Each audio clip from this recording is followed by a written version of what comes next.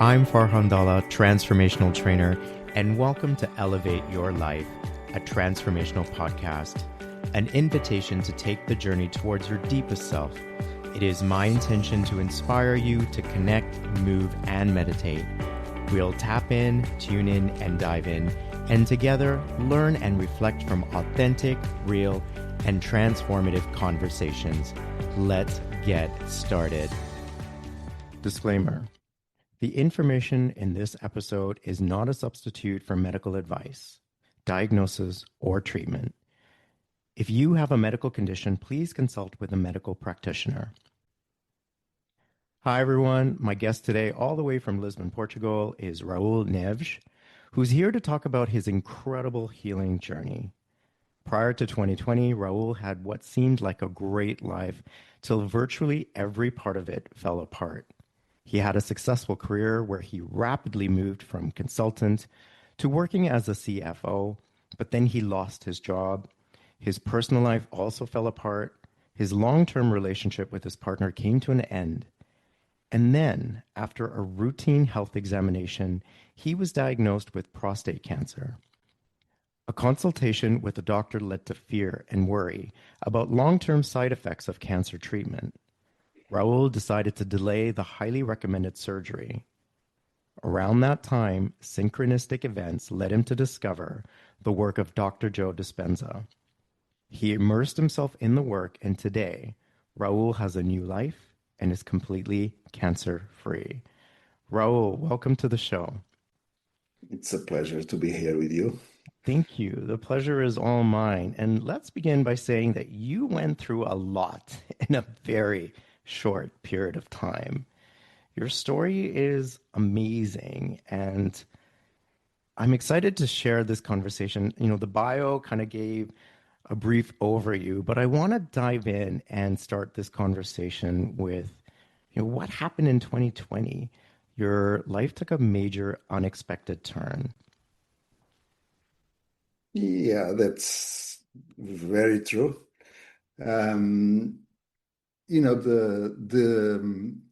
It happened in 2020, but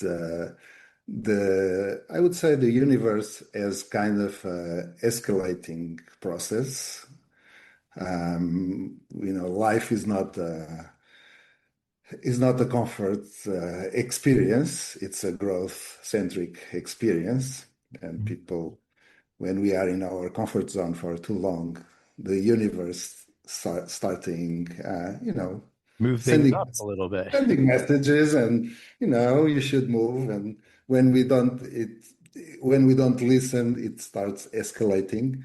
And it was my case. It was escalating until I had no other option but change. So basically, at the time, I was the managing director, actually, of a Canadian company in Portugal.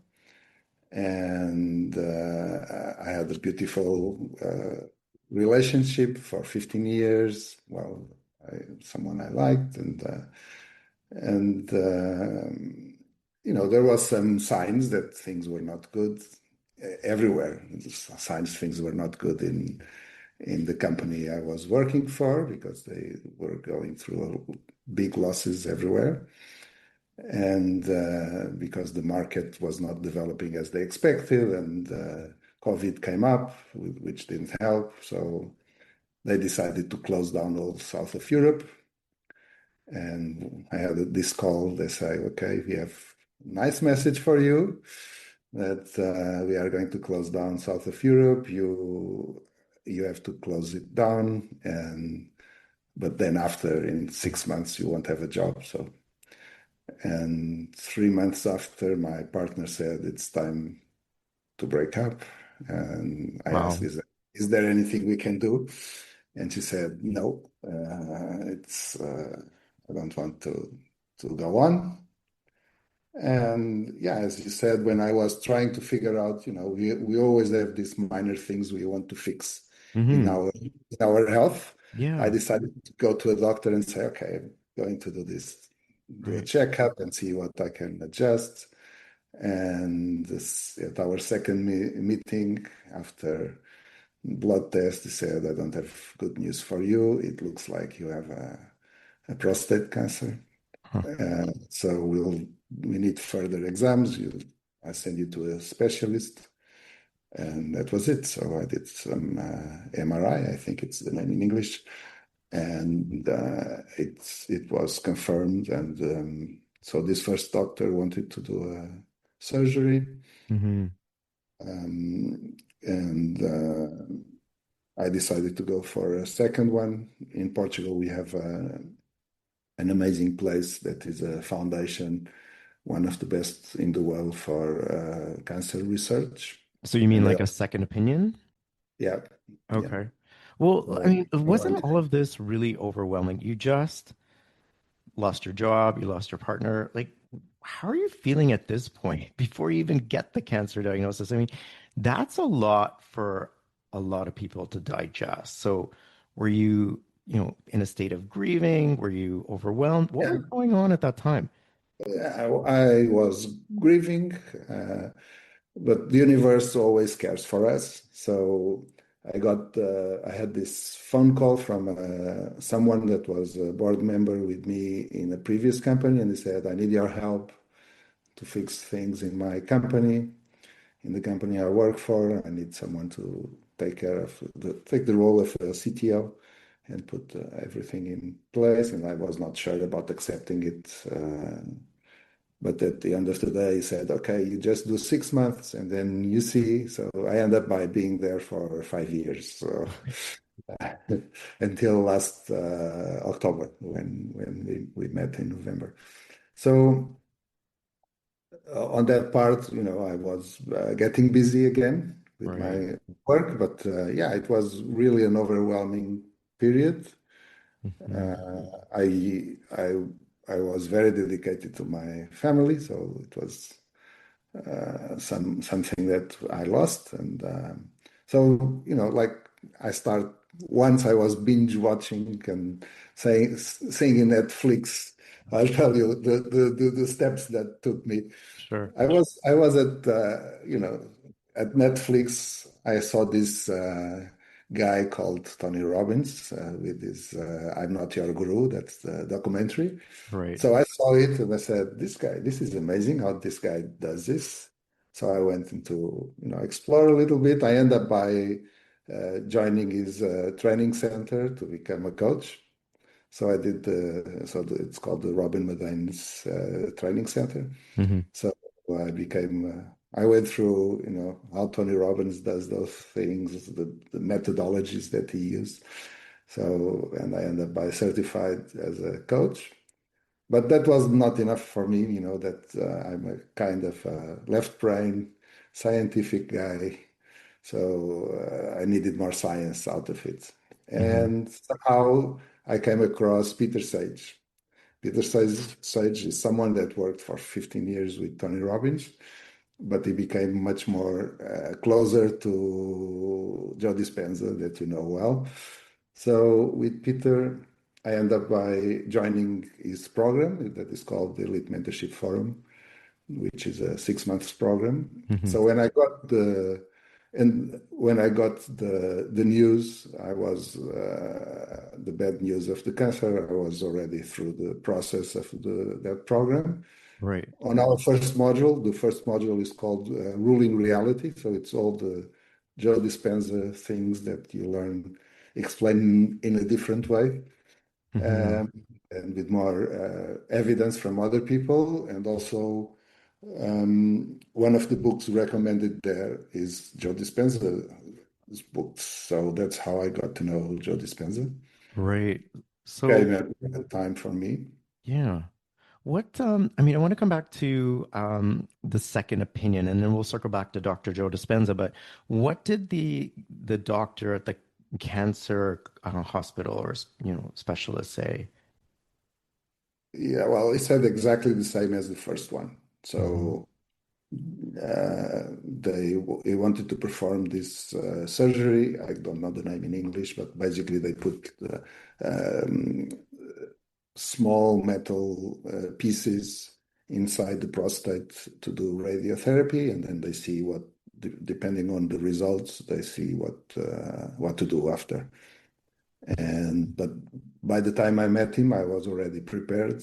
I was already into Joe Dispenza stuff. Right. So I said to him, I don't want to do anything. Right. Because I think that you mentioned previously that there were some side effects that you were concerned about with the surgery, and you were in a bit of a state of fear at that time when you heard about, the side effects, the potential future. Do you want to talk a little bit about that?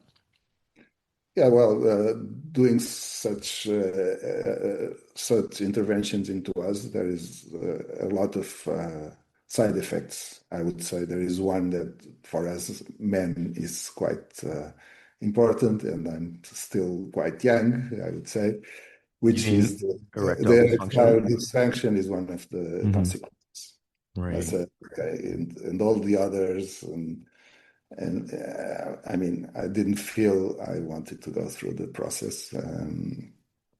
This is a very, I would say, personal decision, and it's a very, once you make such decisions, you have to, to Live with the choices, really. live with Yeah. your choice and be responsible for it and do whatever it takes on the alternatives to make it work. Yeah, let's talk about the alternative. So, before we talk about Dr. Joe, just for people who don't know who he is, if you're not familiar with his work, he's a chiropractor, author, lecturer, and he's known for his work on mind-body healing, neuroscience, and personal transformation, blending quantum physics with ancient wisdom to teach people how to change their reality through meditation and changing beliefs stemming from his own recovery from a spinal injury. Dr. Joe has retreats where he teaches this material, and I will leave a link in this podcast in the description section so that you can learn more about his work. And Raul, you and I actually met at his retreat last November in Cancun. You mentioned that synchronistically came across his work through some personal development courses that you were taking. But what was it about his work that resonated with you that made you think, okay, when the doctor said what he said, you were like, I'm gonna do this my way. Yeah. Um, yeah, well, it started with the program that I mentioned with the Elite Mentorship Forum with that first module about ruling reality. And just in that model, we have like 4 or 5 hours around this subject of that there is a subset and a superset, right? There is the real world that we see, but there is the energetic and magnetic world that we don't see. And besides Dr. Joe, we go into Tom Campbell, which is a NASA scientist that has studied a lot about this non-physical reality and is one of the persons that defend that we live in a virtual reality. So all this that our atoms in our body is made of atoms, right? At the end of the day, yeah, of molecules and atoms. So our atoms are like, if you look at an atom, 99.999% of the atom is empty space. So our medicine cares about treating matter, but in fact, most of us is not matter, is space and energy. So, That's right. and we go in that model, we study different people. I end up by studying a lot of people in that area. Tom Campbell is a good reference to look into. He looks like a crazy scientist, I would say. He's 81 years old by now.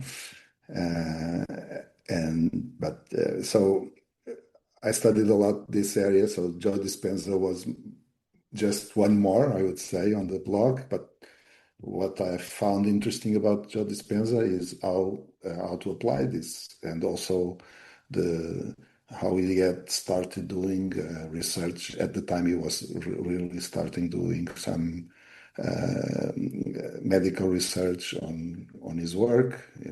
A lot of developments over the last few years. So I was tuned into his work. But I had already a lot of experience on meditation. I did a lot of meditation by myself since my late 20s. I was not meditating for a while, for a few years. Maybe that was one of the reasons I was too focused on the real world, the 3D world, without considering all the other layers that we can work on. So yeah, so that was one of the motives. But we see on the Joe Dispenza work, we see a lot of people that focus just on meditation, but I made a lot of changes in my life besides that. Hmm.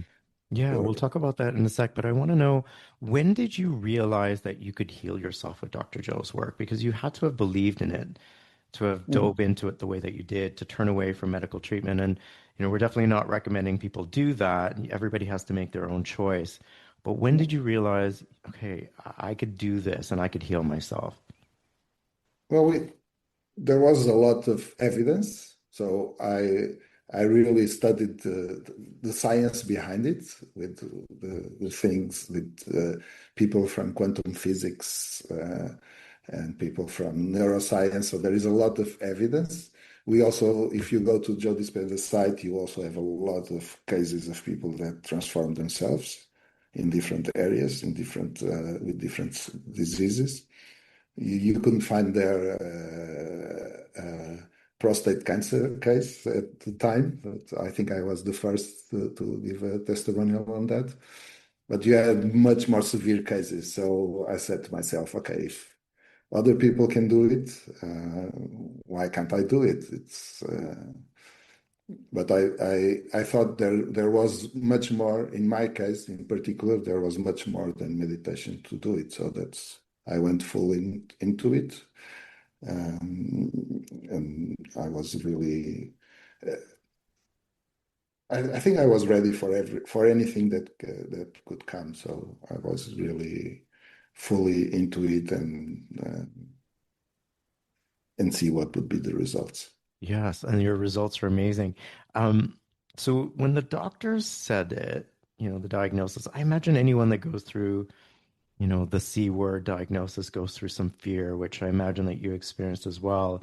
And I heard you Yeah. talk a bit about that in your testimonial on Dr. Joe's YouTube page, Mhm. which is the first time that I learned about you, by the way. I saw that testimonial, and then I was fortunate to meet you in Cancun in November of 2025. But how did you overcome the fear of the diagnosis? Because I think a lot of people would be interested in that, right? Because it can be scary.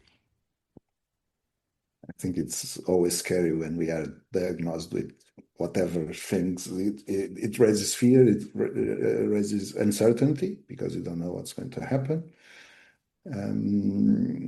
But you have to, get centered somehow and process what's that and what's the meaning. And with all the learning I was going through, when you get any type of disease, usually 30% of it can come, according to some studies, 30% of it will come from the 3D, how you behave on 3D world. How do you Mhm. behave? How do you treat your body, basically? What do you eat? Do you smoke? What do you drink? How do you behave yourself? Your sleep, your level of stress and anxiety, all that. It's a big factor. But then the other 70% is more related to energy and to let's say, the metaphysical part of us. How do we behave, all our emotional part? How do we relate to others? How Mhm. do we become people pleasers? For example, there is a study that shows that women with breast cancer, one of the main reasons, besides all other, is most of them are people pleasers. Really? Yeah. So it's how we behave, how we take when for example, when we take a lot of anger and we don't release that anger, Hmm. it's very related to liver disease, anxiety, and it's very related to pancreatic diseases. So, well, if you look at the Chinese medicine, for example, you know, Right. 3,000 years old already Yeah. have this relationship between organs and emotions there. Yeah. Yeah. Uh, Yeah. I mean, so, go yeah, ahead. Go ahead. Hmm. yeah. So I understood I had a lot to work on myself in a lot of areas related to this. Good. So I want to know about all of that. I want to talk about what you did to heal. And alluding to what you just said, Dr. Joe teaches that we have to change, including our beliefs, to heal. So what did you change? What beliefs did you change? How did you change your life? Wow, that's a lot of things. I know it's a loaded question, so why don't we The start with first, your beliefs? Because I think, when you describe what you said about breast cancer and some of the correlations with Chinese medicine, with certain organs, they're all yeah, belief related, right? So what beliefs would you say you changed? okay. Before we go into that, and that's a very important one and will be long, let me just do a short loop on one of the changes, which is food. So the one thing I changed was the way I was eating. I I I listen a lot and I go a lot into the biohacking stuff nowadays. But at that time, basically, I eliminate something that Peter Sage calls the three white devils, which is sugar. So I had no sugar, no lactose, and no gluten. So So white no people, sugar, no lectins, and no gluten. no gluten. Okay. And the gluten is one of the that has the most effect on us. As a side, I've lost around 7 to 8 kilograms, uh, but that was like a side effect of cutting sugar and gluten mostly. Okay. And so that's the closed loop. So look into what we eat. Sugar is a good feeder for cancer, Hmm. and so going back to beliefs, that was a big work I was doing. So here, the Elite Mentorship Forum helped me on that because I was going through the program and looking into my beliefs, my values, my rules, all those things. I think the most important belief, I'd like to make a quote from Einstein that I like very much. Okay. Einstein said the most important question we have to answer in our life is if we live in a friendly or hostile universe. So today I can add, we live in the universe we believe in. So if you believe you live in an hostile universe, the universe is going to be hostile. If you Mm-hmm. believe it's friendly, it's going to be friendly. And that's how, I like it's one of my favorite quotes. And I think he's suggesting So, that you get to create your universe, right? Like you get to yeah, decide what that universe is, yeah. and the world will reflect back. It's like a mirror. Yes. It's a delayed mirror. And there is a scientific word for this delayed mirror, that is the quantum to Newtonian transition. So you have things in the quantum field, and there is a transition to the real world, so the Newton world, The right? The Newtonian Newton. world. Hmm. So the question is, there is a delay, right? When you smile at a mirror, so the universe is a mirror with a delay. When you smile at a mirror, the mirror will smile back to you, right? Hmm. The question is, in the universe, you smile to the mirror, and you have to wait for this transition time for it to smile back to you. If you say, why the mirror is not smiling to me, I'll stop smiling. Hmm. And then, you just spoil your transition into a smiling world. So so there is this delay. So for me, this was one of my fundamental beliefs. I was a really stressed person. I was living in very high levels of stress and anxiety of all the things that could go wrong in my life. You have to watch out. And I had to work and understand where does this come from. All of us, and we are very influenced by our the education and by our parents. And my father in particular, my parents had a tough life at the beginning of their lives. My father in particular is an amazing man and a great man, and he changed his life as well. But when he was 4 years old, he lost his mother. And then my grandfather married again, and that lady died when my father was 8 years old. And then my grandfather died when he was 9. So by 9 years old, my father had lost two mothers, basically, Right. and the father. So for him, life was quite hostile. He was then living with an aunt, and then the aunt, for some reason, decided that she didn't want to be with him. So we had again a rejection, and then he ended up living with my grandfather, which was also a man that I liked very much. He was an amazing person. So, and my father had to start working at 12. So what what he teach me, right, was that watch out, things can happen in your life that you don't expect. Hmm. Watch out your back. So I was always, this of, and being a manager, studying management, you always consider all the scenarios and what are the bad scenarios that can happen. So and that's very stressful. If we look back, and this is a good thing for someone that is very stressed to do, people that have a lot of anxiety over scenarios that can happen, just watch back in your life and how many times do them really happen. And Right. you'll see that 99.99% of the times, those scenarios that you worry with never happen. Right. But just by worrying with them, you just make them more probable to happen as well. Sure.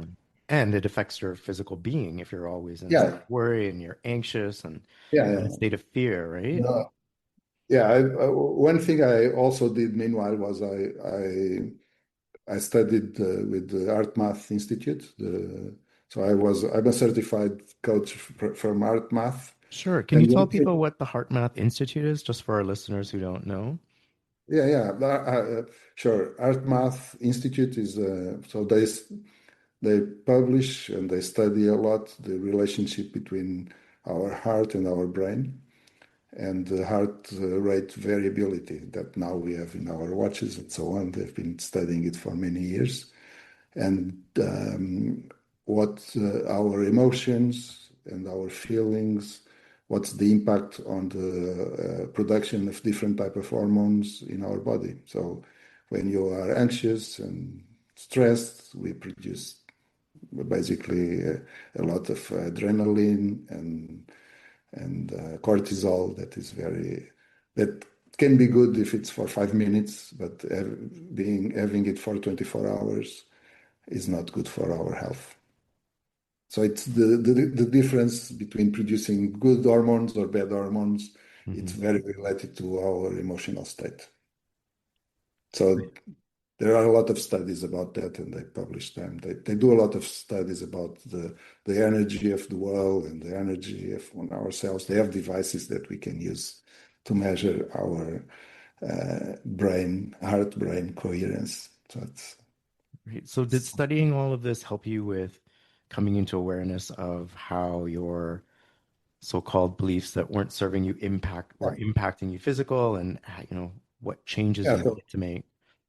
So beliefs. So one thing on so beliefs, believing that we live in a friendly universe was one of the key aspects for me to challenge myself and to believe that there is a better One of the Peter sentences that I like very much nowadays is whenever we have a challenge, is I like it is this or something better. The universe is always there for us. Even challenging moments that we have in life, maybe they become important for us. Well, Mhm. for example, in my case, if my partner didn't finish with me, maybe I wouldn't go to the doctor and on time and by the time I would go there, it would be in a very bad situation. Right. Yeah. So that was a good thing at the end of the day that Yeah, it could have that saved your life in the end, right? yeah. There are no So, real losses when you think about it. yeah. So working in our beliefs is very important.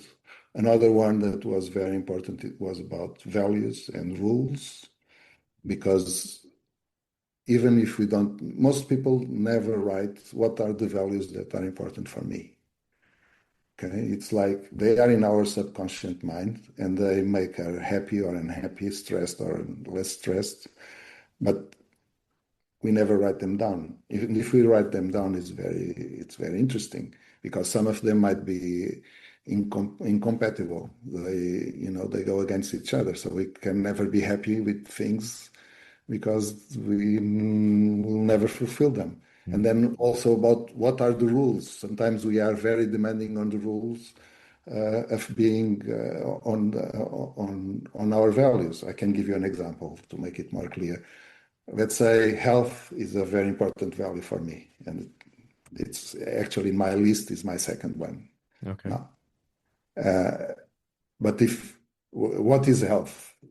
Health. If I said for myself that for me to feel healthy, I need to be able to run a marathon every weekend, and then I'm setting myself to lose, right? But Right. if Yeah. if I if I said for me to be healthy is I don't have major pain, I can breathe every day normally, and I can just go for a walk, then I'm setting myself to win because I can fulfill that every day. Hmm. So defining uh, what are our values, priorities, and what are the rules that apply to those values. I said health is my second one because my first one is, I believe, in the universe, In a friendly universe. in a friendly universe. Right. Um, Excellent. So you changed your beliefs, you worked on your values. I think this is an important point. So if people are listening to this, they might be thinking that it's important to get clarity on your values Yeah, because most people, maybe live from a place of, um, living life from what I call the sleeping dead, where uh, yeah, you're not really awakened to who you are and what's important to you. So, if anything, this will motivate people to think about at least what their values are.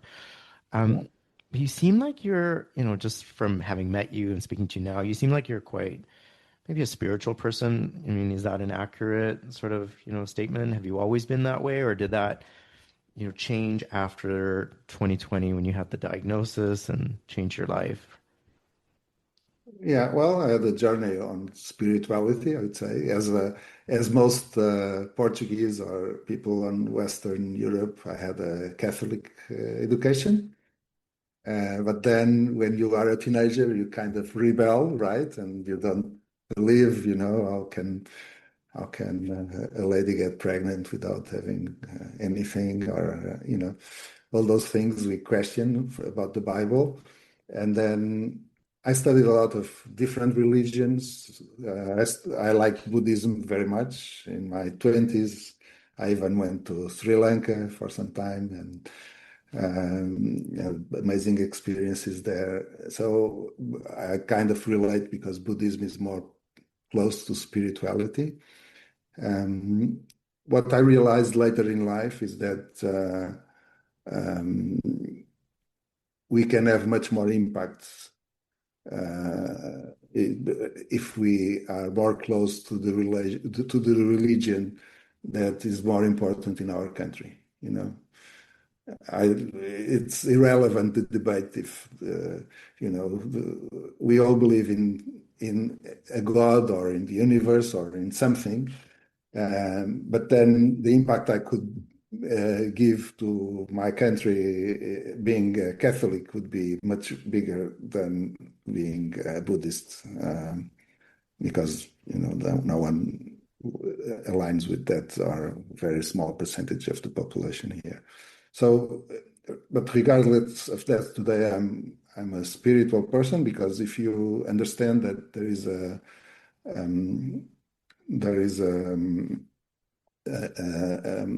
non-physical world, and when you study all this, and I go really deep into some of the quantum physics The science of it all, right? Yeah. science. Yeah. There is a few books that are quite interesting, and from quantum physics and from scientists that have wrote them. So even there is it's very clear that there is something to create all this universe that we live in, and Hmm. that is somewhere above us. And for the non-believers, for people that don't believe in all this, I just use something. Usually I say, look at my phone. This is Oh, amazing. The yeah. world, by coincidence, just put all the pieces together, all the transistors that are in here, and it just appeared out of nowhere, a phone. And, you would laugh at me, right? Because how can that be possible? But then we believe that ourselves, that we have ADN that is 22,000 combinations or something like that, that just came out of thin air, but by coincidence of the universe happening by itself. So why do you believe one is possible and the other one is not possible? Hmm. Right? So basically, the probability of there being something to make this our ADN to work, and all the different ADNs that are in the world for all these different animals to work, there must be something there, right? So I believe there is a divine consciousness. I believe we are particles of that consciousness. I have one of my mentors that likes to word that say to us, we are godicles, because we are particles of God. I So, love that. I'm going to use that. We are godicals.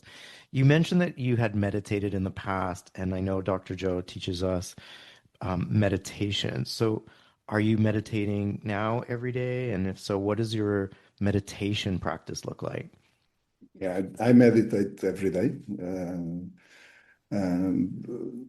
Somewhere between, Dr. Joe's meditation, so I would do like Yeah. somewhere between half an hour to 1.5 hours. Right. Yeah. Not I don't do it always at the same time. Sometimes I do it in the morning, sometimes I do it in the evening. Right. Uh, Sometimes I do short ones at lunchtime, those 15, 20 minutes ones. It's nice Hmm. after lunch Yeah. to, to boost for the afternoon. Right. So I do meditate. I would say 95 to 99% of the times I use Dr. Joe. Sometimes I try other things. I also do the passive meditation, so more type of mindfulness Hmm. sometimes without any guidance. That's what I used to do many years ago. It was the most frequently used.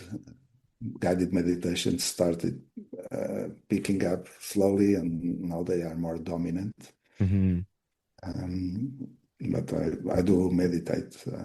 Right. And I think that was, But at that time when I was diagnosed, I was meditating 2 times a day. So 1 hour okay. in the morning, 1 hour in the evening. I did a lot of the blessing of the energy centers, one of the Dr. Joe's meditations. But if you are doing twice a day, you need to, at least I need to change, otherwise it becomes quite boring. So Hmm. I You, think I tried almost every meditation of Dr. right. Joe. Yeah, I think maybe you outgrow them and you evolve and are ready to move on to the other ones. And he definitely has a series of the blessings of the energy centers, and that's something that I talked about in my healing that I did. And I think there's maybe 12 now of them, or I can't remember how many there are. So Yeah. you'd start at the first one and then work your way up to the next series. But many times when I tell people I meditate, sometimes an hour and a half, or 2 hours, it feels like it's a long time. But if you've been to his retreat, he really trains you so that when you come home, an hour or an hour and a half doesn't feel that long. And like you said, you could also break it up into different parts of your day. So if you did 30 minutes in the morning or later in the day, and much of your practice sounds like mine, I start off with at least an hour most days. If I'm really pushed for time, I will do half an hour in the morning and then do an additional half an hour later in the day. But for the most part, in total throughout the day, it's about an hour and a half that I can, dedicate to my meditation practice. And I think that's an important part of, you know, not just healing, but our evolution in our change because, Dr. Joe says we don't change to heal. So we don't meditate to heal, we meditate to change. And so that's an important part of the healing journey.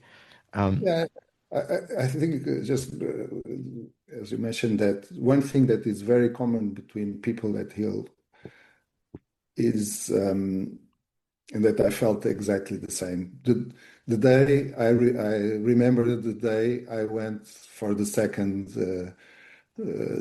after doing all my meditations, and so the doctor. So going one step back. So the yeah. doctor, when I said I don't want to do anything, he looked at me kind of blank, saying, maybe I was the first guy saying that to him. So he looked at me like, and for 5 seconds, he could not answer back, like, with his mouth open. You didn't know what to say. Yeah, and then he said to me, okay, if this is a real one, you're going to die. But um, you would die anyway. We would just make our life a bit longer. So he was honest. So he said, but he said to me, I don't think it's a bad one. So come back in 8 months' time, 6 to 8. And I extended to 8 because I Hmm. wanted to have as much time as possible. And he said, come back in 8 months' time. We'll repeat the exams, but be ready because I'm going to tell you the same thing. We'll see how it grows meanwhile, and probability of me saying the same thing is very high. So come ready for the operation. So by the time I went, I was ready. I said to myself, okay, I did everything I could Yeah. to heal. If it didn't change, it's because the universe wants me to be in this research center for some reason, doing another procedure. But I was ready. But more important than that, and that's what is common between all people that have gone through this process, is I didn't care. And Mm. most of us, we don't care. I was happy with my life at that time. I learned so much. I was, working on other stuff, making changes to my life, and I was happy and I was ready. I knew one thing that is important is I knew this is not me. This is a container of me for this life, and there will be a point in time that I'll be needed somewhere else. Yeah. And so my soul will be needed somewhere else, and I have to, maybe I'll get a more beautiful body that time. That's what I ask every day. There's nothing wrong with the body you have, bro. There is nothing I'm wrong. just joking. Just I'd like to, maybe I'll have another mission somewhere else. Yeah. So this is, I think we have to distinguish I like to make a separation between the actor and the person in the movie, right? The personage. So I'm just the personage in this movie. Right. So I And feel like you were really at peace, is what you're saying. You were at peace with where you were at. And so, having said that, you're sitting in his office, you have this follow-up. It's now 8 months since he said, yeah, yeah, I'll see you in 8 months. What did yeah. he say at that point? So at that point, so as I said, I was ready for anything, you know. And he opened the exams. It's an image you I don't forget ever in my life, right? The guy opened the exams and he looks at it, and I was there looking at him, and I said, "This guy doesn't say anything. He's quiet, He's quiet looking at again. it." I said, "Am I going to die or what? What is there?" Were you And sweating a little bit at this point? You're like, so, the guy doesn't say anything. And then he said to me, I don't know what you've been doing, but just continue doing it because your exams are completely normal." amazing. And then and then he said, "Well, now just check on it from time to time." I said, "Do you want me to come back in one year, 6 months?" And he said to me, "I don't want ever to see you in my life because I only treat people with cancer and you're completely normal. Just go away." So Sounds that like was like, he just kicked you out of the office pretty much. yeah, it was like, You don't I have was there cancer. I for, have nothing to say to you. Just yeah, go, live your yeah, life. I was there for 10 minutes. I was just a bit disappointed, I must Yeah. tell you, because that's a very important cancer research center, and they do a lot of alternative stuff. So I would expect him to ask me. What did you So do? what did you do? Yeah. How can we learn something from that? Right. Because he's a researcher more than a doctor. So, but he didn't. So okay. But I have a feeling he'll never forget you, and he'll always know there was at least one person, you know. Yeah, that cancer, to be fair, that cancer research center, they study a lot of alternative stuff. Maybe Mhm. 5 years ago was still too early for them, Right. but now they are studying a lot of alternatives, and well, they have the best equipment for traditional treatments and things Hmm. like that, but they also study a lot of, you know, the Hmm. impact of portions and things like that. Yeah, they are onto it. You're amazing, Raul. You had a major life crisis in multiple areas, from personal, professional, your health, and you had to put all the pieces of your life, and instead of like crumbling, you changed it. You changed your beliefs, you changed your values or prioritized them, got clear on them. You dedicated to the meditations, you studied Dr. Joel's work, got a real understanding of the science, decided to create a new world to live in by seeing it as friendly as opposed to being hostile. You changed your career. You're in, it sounds like a much happier profession. You're not as stressed as you were before. You've changed your diet. You're eating healthier, made healthier choices. So, how is life today? Hmm. Let me start by saying the old me, the person I was 5 years ago, if if that person came into my life now, to my shoes Hmm. now, that person would freak out. Really? Yeah, Hmm. because there is one sentence. Well, because there is a lot of things going on in my life. There is Hmm. one thing. Let's address relationships first. And one of the areas I worked a lot after, which is incredible, was relationships. I did a program with a guy called Jorge Kilmartin. Yeah, well, I did all these programs. It was like 1 year, and then the guy is in Australia, and he invited me to facilitate these groups in Europe. So then I went even deeper.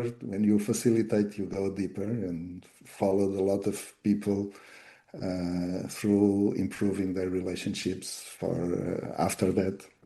So it was really an amazing So journey to. this was sorry, it was a program to help you with, romantic relationships, like with life partners, or the relationship with yourself, or both? No, any type of Any type relationship. of relationship. Okay. Hmm. Both. We in the program we had a lot of people with, a lot of people have problems with the mother or the daughter Right.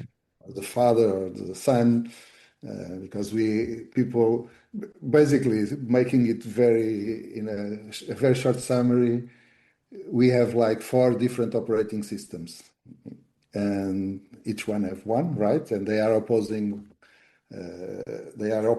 two by two. So, and we tend to fall in love or have relationships with the father or mother and our sons and daughters that are in opposites. And we don't understand the other side because they think in the opposite way we do. So we help people understanding the model and understanding the others, understanding themselves, what they have to change in themselves. So that was quite interesting. But the most important thing in relationships is that people need to understand is that there is no one that is going to love you more or can love you more than yourself. And most people are not good enough at loving themselves. So there is a sentence that is completely wrong that is, I'm looking for my other half. Right. Yeah. There isn't another half. You should be one, Whole. complete one, a whole by yourself. You are And whole. Yes. Yeah. and you are looking for another whole. Yeah. You know, it's so there is no halves. Even if you have an orange and you cut it in half, you cannot put it together again, right? So it's not halves. That's love yourself and do the most to love yourself first, and that's the most. That's where I've been to, and that's where I am. I love that. I mean, you really dive into this work to the point where you not just study it, but then you become a practitioner of it, whether it's the Heart Math Institute or this relationship program. Have you always been this motivated, like just to, study that deep? Yeah, I like to study, but this became. I really believe we should change the curriculum in our high schools. I think we should learn relationships is an important thing Yeah. that we don't learn. Also, all this that we've been discussing about how the world really works and how do we manage emotions, how to manage ourselves, how to manage relationships with the others. So all of this is much more important than knowing geography and what's the capital of the United States, Right. So I think we need to change a lot of things. Also, things on creativity. I studied a lot about creativity in the past. Project management. Schools should really change and prepare the young men and women for the world that is out there now. Yeah. And yeah, so also, I didn't mention, but today when I did the EMF, then at that time, it was like 5 years ago, Peter Sage said, well, I'm thinking I want to bring this to more people. I want to create a group of trainers, and I volunteer. So I'm from the first groups he had of trainers, and then you have different levels of trainer over time. So I'm a master trainer for Peter Sage right now. So I help people through his program. He has now a very large group going through the program that just started this month, in January. And I'm following a group of around 20 people right now. I'll be starting the group, I think, around April. So, yeah, I embodied this. I go deep. Every time I do the program with my group, I do the program myself again. So I watch all the material again. And so I try to go deeper and deeper on it. And I also study other people in the areas I like most, especially this one that we've been discussing. Sure. So I really embody it. But your initial question was, How is life and I today? start by saying, Yeah. how is life now? So, and my old me would freak out because I'm living in total uncertainty at this moment. Because there is a nice sentence that both Tony Robbins and Peter Sage use in different ways. That is, the quality of your life is directly related to the level of uncertainty you are able to accept comfortably. And one of the changes I made in my life was to be able to accept uncertainty. That's because, managers and, we like certainty. We don't like uncertainty. Control and Yeah. yeah. So today I'm developing my own projects. I have an amazing project that I cannot reveal yet, but I'll Okay. do All it right. to No you problem. firsthand when I'm able to do it. But Yeah. basically, it's about bringing all this knowledge to the most number of people we Mm, can. We have to awaken humanity. That's our slogan. We have to, bring this knowledge to humanity and bring humanity to a different stage. right. Wow. I love all of this. And yeah, from the very first time that I met you in Cancun, I thought, wow, you had such a beautiful energy. You're so likable, and you're a living, breathing example of all the work that you've done. You're so inspiring. I've learned so much from you. And I remember the first time I watched your testimonial on Dr. Joe's YouTube page, and how you just had this real glow about you. And I was really drawn to your energy. And, speaking to you today now, I have a deeper understanding of who you are, and all of that makes total sense to me. And as I was reading some of the comments on the YouTube page, I'll just share some of them with you now. People have said things like, thank you for your beautiful testimony. Others have said, you've inspired me so much. Now I have a new life. Awesome. Congratulations, Raul. You're an inspiration. Like, how do you feel when you hear these comments? Mhm. Yeah, two things. Well, let me start by one that can be a good recommendation for everyone. It's most of us, and I was like that. It was very difficult for me to accept compliments. A lot of Mm, us divert. Oh no, it was the team. Oh no, I right. was lucky. No, it's very important for us to acknowledge because thank you for your compliments, because your compliments mean to me. It's much more important to say that than divert it, because um, for me, it's like when I share, and that was the first thing I said to the lady that asked me if I would like to share it at the retreat. It's about what the impact we can have in others, Yes. right? Because sometimes we are shy about sharing, or shy about not sharing our experience on whatever area in life, but all our experiences can be an inspiration to someone else. We can help someone else grow to a new level. And so for me, it became very important to share. And whenever I hear what you just said, you can see there that I was responding to many of them. Maybe not all, but I Yeah, I responded did to. see that you replied or commented. I Yes. was replying Yeah. because I think it's important for people to see that we are seeing them. That we've received them. Yes. Yeah. So it's about life is about sharing, and it's about we are at the end of the day we are as I said, we are God equals, right? So we are particles of God. So we are all one, Yes. and we can help each other to evolve.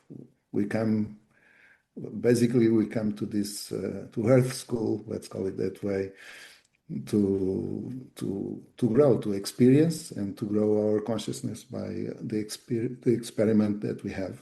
Hmm. Just that doesn't mean that we'll be able to finish all wars and everything, because everyone is coming to this world in a different level of consciousness, and we have to acknowledge that and live with that. Hmm. Uh, But don't let what's going on in the world affect your journey and where you want to go. And the universe you want to create for you, Yeah, because yeah. you get to choose, right? I'd like to share something also that is about our mission and our legacy. Hmm. That's something we also go through in the program, because people make it more complex than it really is. How many people we see saying, "Oh, I don't know what's my mission," and they spend months and years thinking about their mission and not taking action. Our mission is not one thing. It can be different things. And it can be one thing today, and in 3 years' time, it's be a different one. So just take action on what you believe it's your mission today. And if it's different in 3 years' time, it's different in 3 years' time. Don't waste 3 years thinking and doing nothing. Mm-hmm. So the mission is what you do at the end of the day. And at the end of the day, the mission is growing and increasing our level of awareness and our level of consciousness. And I think our mission, and much like yours, involves leading with our hearts, right? Yeah. It's all about the love that we are putting into what it is that we're doing for the greater good. I love that. Yeah. I really love our Dr. Joe community. I've met some wonderful people like yourself. It's been such a pleasure to have this conversation, to have met you in person. And as we wrap up, I would like to ask you one last question. What advice do you have for anyone who's on a healing journey at this time? Trust the process. Do the work, trust the process. That's the most important, because all of us will go through phases that we feel some fears, we feel some, we don't know if it's doubts. So be consistent with your work. Do it from your heart. Do what your heart feels is best for you, and do a combination of, if you believe you need an operation, do the operation. But do everything you want to do from your heart and from your belief system, from your, what you feel, and be consistent. Don't give up. Raul, thank you for being the inspiration that you are. It's been such an honor. I've learned so much from you today. Words like godical, I'm going to be using that. I want to thank you very much for your time, for your energy, for your heart, and all that you've shared today, and then all that you continue to do. May you always continue to be healthy. May you always be happy. And may you always continue to radiate that light that you are. Thank you so much. Thank you very much. It was amazing to be here. And I hope to speak with you soon. We will. I want to know about this new project when you announce it. So please let me be one of the first persons, and I'll be happy to share it. Thank you very much. I'm Farhan Dalla. Thank you for taking the time to listen to today's episode of Elevate Your Life, a transformational podcast. I hope today's conversation has elevated you in some way and inspired you to connect, move, and meditate. I'd really appreciate your support by following and rating this podcast. Come back soon and join me for another transformative conversation.